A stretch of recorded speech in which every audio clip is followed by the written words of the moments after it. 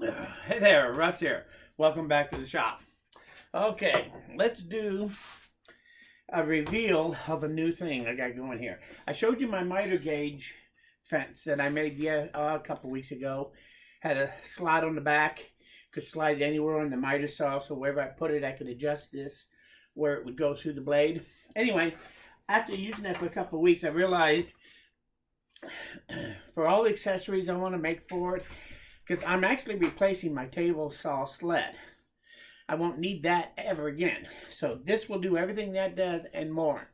So you have to start with a very good fence. That fence wasn't bad, but what I did is I changed it out to now my fence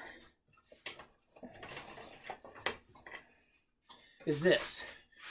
It's 2 5/8 by 2 5/8. It's got 3 T-tracks in it on 3 sides, and it's 32 inches long.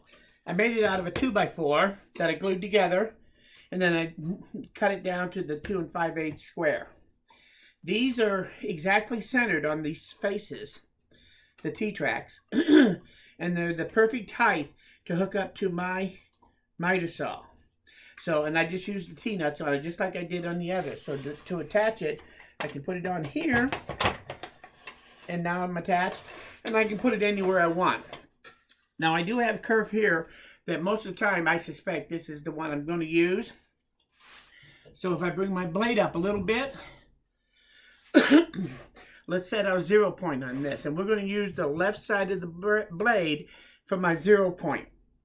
So we want this to come up into the curve, and then I'm going to gently move it against the blade, just enough to notice that it's there, so it kisses that side.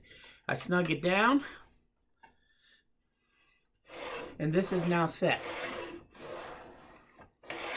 to this curve, and my exact 0 point is going to be the left side of my curve is my 0 point. Now I do have a jig on here, an anchor jig. I also have a stop block that I made. The stop block fits onto the T-track and just slides wherever I want it. When I get it where I want it, I can lock it down. So let me set this right on 0. So I'm going to set this side right up against my cursor, just like I did the blade. And what that's going to do is that gives me my 0 point. Now if I take my jig and open this up and set it to 0, and my block is set against here, that means that right now my scale is set to my fence. So this is all set up, ready to use. I could use this if I want. If I want, I can just measure with a regular ruler or with a small ruler to wherever I want to put it. So if I put this at, let's say, 2 inches, and I bring this over to my 2 inch and lock it down, I know now I would be cutting off a 2 inch piece. So if I take my magic block that I used the other day to make those boxes, and I set that right there, that goes perfectly into my blade right there, that 2 inch. So I am set to 2 inch. So it's real easy to use now. I can do it with or without my anchor gauge. Instead of the anchor gauge, I could vary just as easily on either side.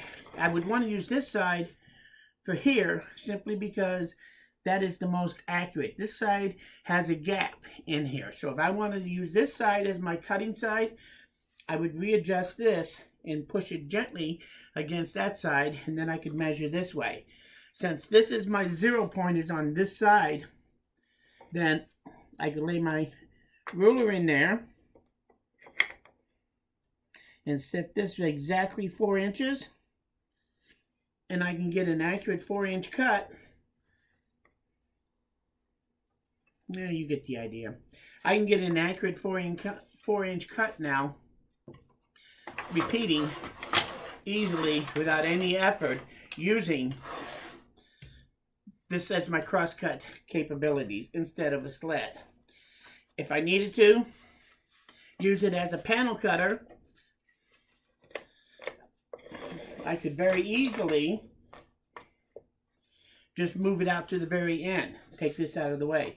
Now, the other thing you have to watch out for on this, as far as accessories goes, besides the jig and this, is you need to worry about your fingers. And one of the problems that you can have here, whoops, I moved it. One of the problems you can have here when you go to use this is the blade coming out the back side. That's why on most sleds, they put a block back here. Well, you can do that on here too. This is the block I made. And it just slides on, goes up against the miter gauge, and I lock it down. And this is now perfectly lined up to my blade.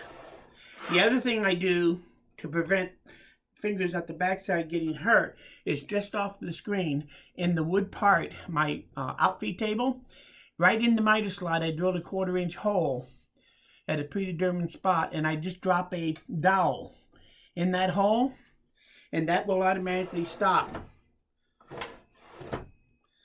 my saw before the blade goes all the way through. So, because once I get past that center point, which is the highest point of the cut, once that gets past this face, that's as far as I need to go. I don't need to go any further than that. And that's what this does, is help that stop. So, between this and the stop, my fingers are pretty safe. No matter where I move this around and whatever I'm doing with this, I don't forget about my fingers being safe as long as I take the second it takes to lock this back down. If you move this over to the other side, then I would put this in from the other side and put it up against this one, and this block will automatically still line up. So it's ambidextrous. The other thing, the beauty of this is that I'm left-handed. But what if I wanted to use it the other way because I'm right-handed? Well, if I move it over here, let's loosen it up and let's switch it around. So I take it out. I'm going to turn it around, and because everything is identical, I go in from this side.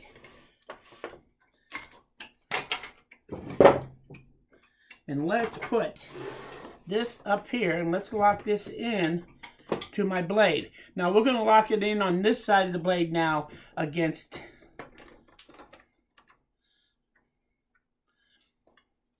and hold that right up against the blade this way.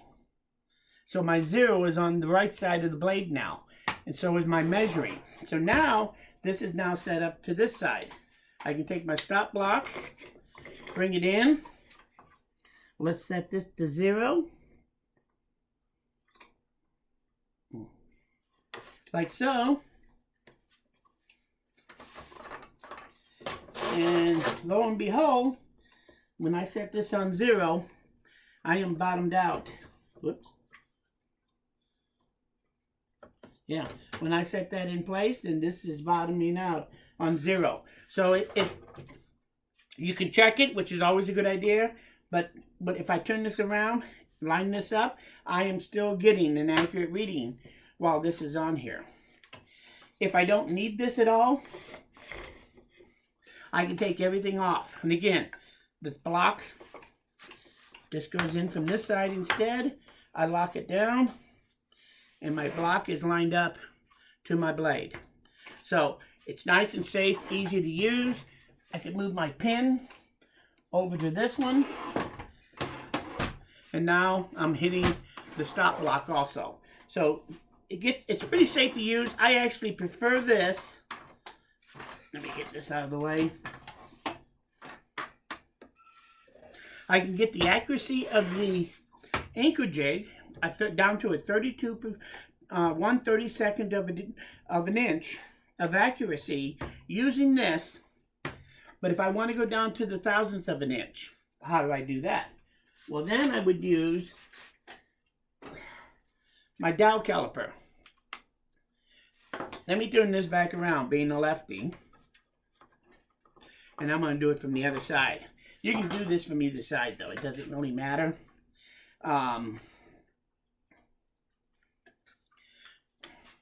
But to use it, let me take this off. And let's switch it back.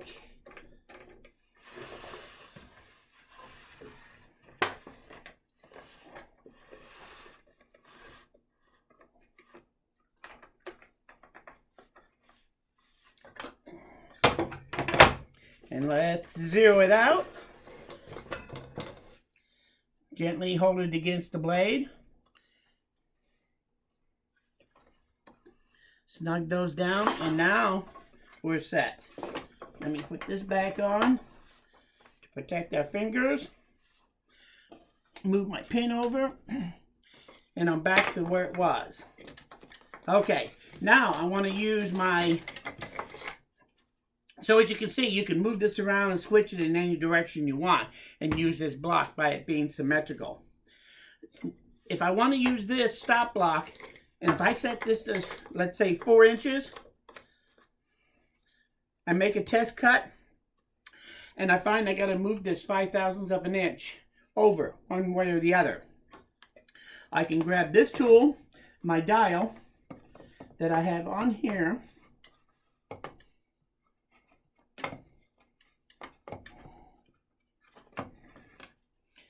slide it up,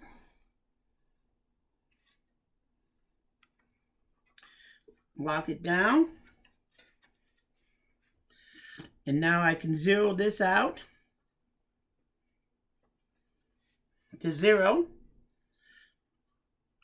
Turn this about 1/8 of a turn, and let's take and move it 5/1000 of an inch. Nope, that's 10. So I come past, let's move it in again.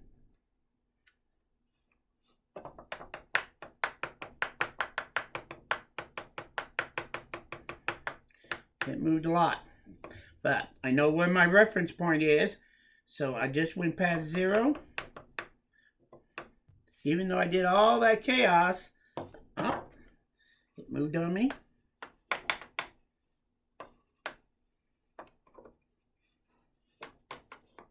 It's moving. There we go. I have to kind of hold it.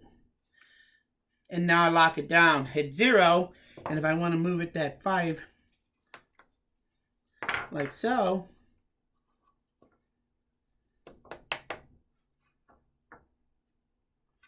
and there I am at 5. So, I now move this thing exactly 5/1000 of an inch that way to give it, or this way, so that I now make this cut and it's 5/1000 of an inch shorter than it was. So I can actually drill down to 1/1000 of an inch with this setup if I want to. So this is as accurate as any table saw sled, and it's definitely a lot less bulky. And if I take this off and on, it actually is very quick and easy to put this on and off, so that really all you're working with most of the time is this simple fence. So that's the whole thing to begin with. I'm going to break it down. One more thing. I also have a clamp that I can clamp things down on here if I want to clamp them down. It can be used on this track system. And also I can use my donkey's ear.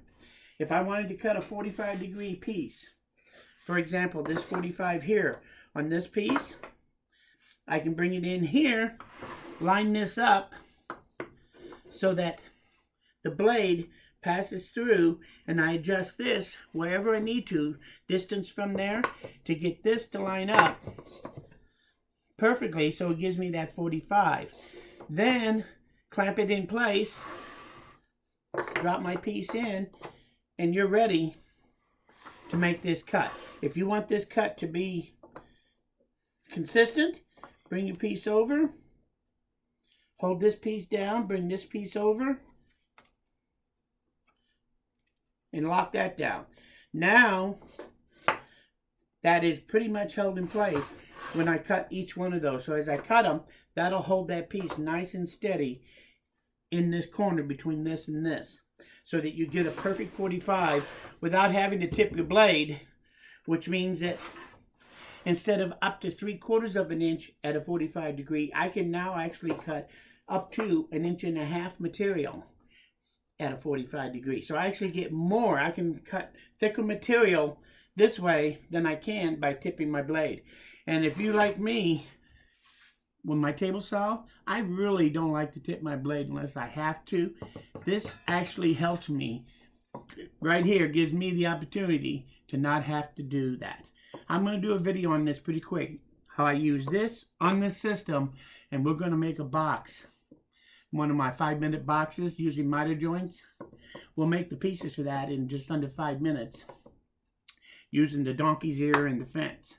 And I think you'll see that that's the quickest, easiest way, because you don't even have to tip your blade in order to do all this work. So stay tuned. That'll be one of the episodes as I drill down to this. I'll do one episode on the block and the stop block and how it intermingles with the other pieces. And I'll also talk about the anchor jig on one episode so that you can get an idea how to set this up, how to make sure that it works no matter which way you want to use it on here. It's pretty ambidextrous and doing a lot of different things.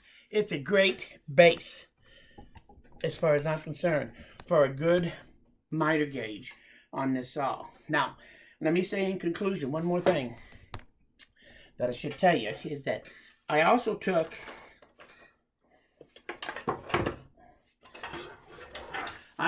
the handle, that tall handle off of here, and I put this wing nut on there instead, so I can still get good leverage to lock it down, but it's below the top of my fence so that I get clearance here. That other thing used to stick up in the way. So this makes it even better. But you could actually make this fence system fit on any miter gauge you want. If I wanted to, I could have very easily taken this one, take this fence off completely, made my own plate to go here that would fit the size of this, so that when I screw it down on here, then I can use my slots and use this miter gauge instead of this one. So you can do this setup with any miter gauge you want. As long as you have the slide on the back side capability for the 2 T-bolts, you can use this on any miter gauge you want. So you could use your factory one if you're happy with it on your table saw. You can do this on there, not having to modify your miter gauge to use this system. You can build this system so it clamps right on and easy to take off, no matter what kind of miter gauge you use. So that makes this fence system pretty versatile, and it all starts with this base. So let me get done here, because I am definitely rambling. But I wanted to really show you what you can do with it, the different accessories there are, and you're going to love this thing, because there's a lot of things I do with this that I haven't even begun to show you that you can do with this thing. So that'll be fun when we get into that a little bit. So stay tuned. There's going to be 3 or 4 episodes. If something in particular you want to know about in detail, go ahead and mention it now, so that when I make the video for these accessories, I'll know what to key in on for sure. Also, these aren't the only accessories. I am looking at building a nice little box joint plate that I can mount on here. Also, a regular sled, because if you really want to have that bottom on your sled, I'm going to show you how we can make a quick, easy sled that attaches to this. A tenoning jig and a circle cutting jig. So there's lots of things we're going to be doing with this setup. But your miter gauge is actually just as great in the shop to use as any table saw sled. And quite honestly, you can do a lot more with this than you can with a table saw sled. So my table saw sled, it's gone. I'm going to be doing everything I want to do with this. And the beauty of it is, I can move it over there. Everything I do here, I'll be able to do on my dado stack table saw instead if I want. So anyway, thanks for stopping by. I hope you got something out of this. Any questions or anything like that? Comments, ideas? Leave them down below. If you learned something here, you like this video, hit that like button. It really does let me know I'm doing the right thing. Most importantly though, please come back again, because I am nowhere near done. Thanks. And you might want to bring your own coffee next time. Thanks. We'll talk to you guys again very soon.